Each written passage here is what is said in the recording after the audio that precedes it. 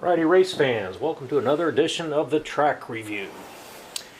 And in this edition, we're going to take a look at an old lifelike set from 1994. Hot Stocks, Speedway, sizzling racing action. Like a lot of the stuff I get it off of eBay. This was a relatively inexpensive find. This one kind of intrigued me. Simply because of the additional things that they gave you in the set. You have the cardboard cutout fire tunnel, and then there's actually a little jump. And this particular feature wasn't real common on a lot of lifelike sets, so that was very intriguing. And plus, it had the old M chassis with the set, and the Porsche 911 body, which you always got to have one of those. So I picked it up, and it ostensibly has everything in the box. We'll find that out. Price from Toys R Us, $29.99, which at that point in time probably wasn't really a bad price. Could be sale price, but I don't know what retail was on it. But $19.94 could be a pretty good number. So we'll shake this out here and take a look. Alright, this is the set as I received it. It has a Porsche 911 with the M chassis underneath it. The T-Bird has an old Rokar style X chassis. We may swap that out for something else. All the cardboard cutouts, the guy said they weren't used. Maybe, maybe not. That's not that critical. But it appears that all of the pieces are here. The jump, guardrail, some of it's tied back on the box. And this is the older setup where you actually have the controllers that plug into it and the power pack that controls it. Rails look a little dark, so we'll buff it up and clean it up and set it up and see what we got. Alright, we've got it all put together, and like all lifelike sets, they go together pretty easy with the slide lock track. Had to buff the rails out with the drywall sanding sponge, and then even clean it off with some orange cleaner. The track had been used a lot, so it was pretty dirty, but cleaned up pretty quick. Everything went together good, no broken tabs. All of the cardboard pieces are in reasonably good shape. I did have one problem with the controller. One trigger was broken, I guess from age. The plastic that holds the screw let go, so I just got another later model controller and spliced onto the existing wire, so we're up and running on that. So it's a small set, interesting. It runs pretty good. The jump is interesting. This particular lane works a little better than this lane. I think maybe because the cars straighten out a little bit more. What I noticed in running the, we'll get to that here, that when the car goes over, it wants to kind of land sideways, where this lane wants to land more straight. And it works just as good with or without this little piece here. The cars come over at a slow speed, and they can kind of hit and bottom out before they go down. But the performance doesn't seem to make any difference if it's there or not. So let's get some power to this thing and run some laps.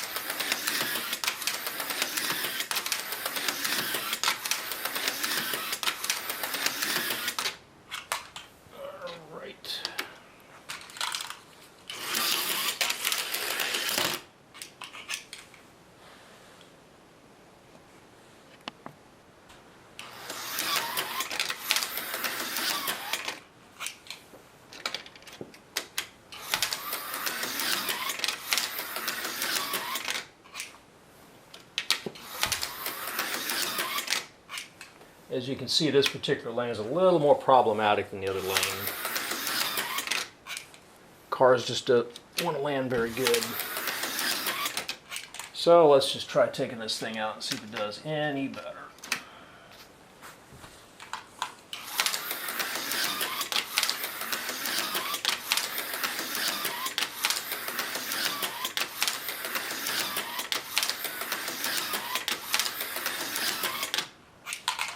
A little bit better without it.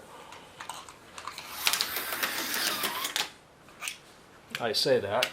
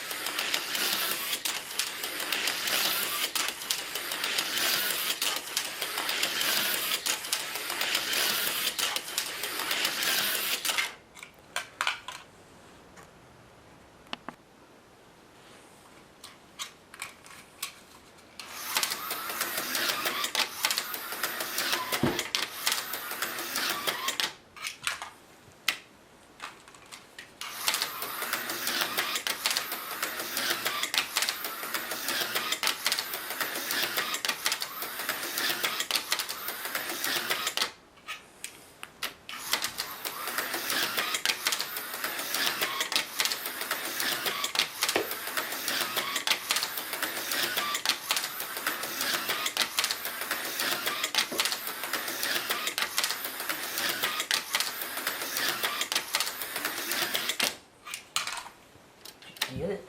Did you get it? Did you get the car?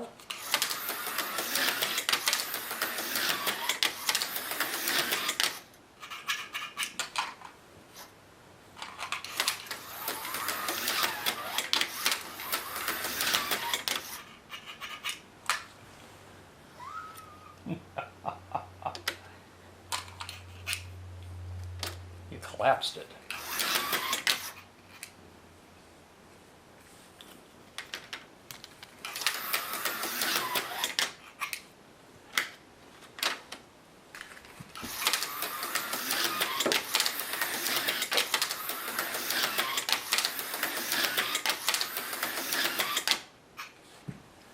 Do you smell on that box?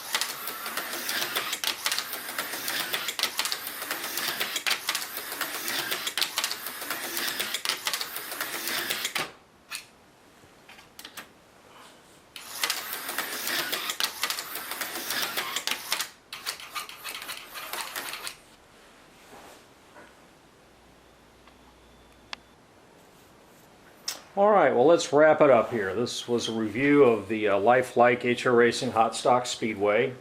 This was a set that was produced in around 1994, at least according to a catalog that I have dated such. Lifelike, I think, took over Rokar in about 1992, so this is about 2 years into the brand having moved to Baltimore. They, at that point in time, did come out with some new bodies, the slim stocker bodies, the Lumina and T-Bird, I believe, were two that they did, and started really getting into NASCAR licensing at that point. And as you know, carries forward for a number of years. But this set here, kind of an interesting twist on a figure eight. Most figure eights are kind of simple, just a couple of turns and a crossover here. It's they give you a few little extra pieces and some nice cardboard cutouts. I think it'd be a nice little set for you know, a young fella and his dad to have a few hours of fun with. It works pretty good once you kind of get the hang of it. Generally what I noticed is if you hold the throttle in one position, the cars tend to perform pretty well. So it's not like you got to really drive one of these things to have any experience. You just kind of learn to hold the throttle in one spot and that's it. So all in all, I think it was an interesting piece, older one. It's not as fancy as some of the things we've done in the past, but an interesting piece of brand history for Lifelike. And I'm going to try to find more of these old things and do reviews on them. Thank you very much for joining us.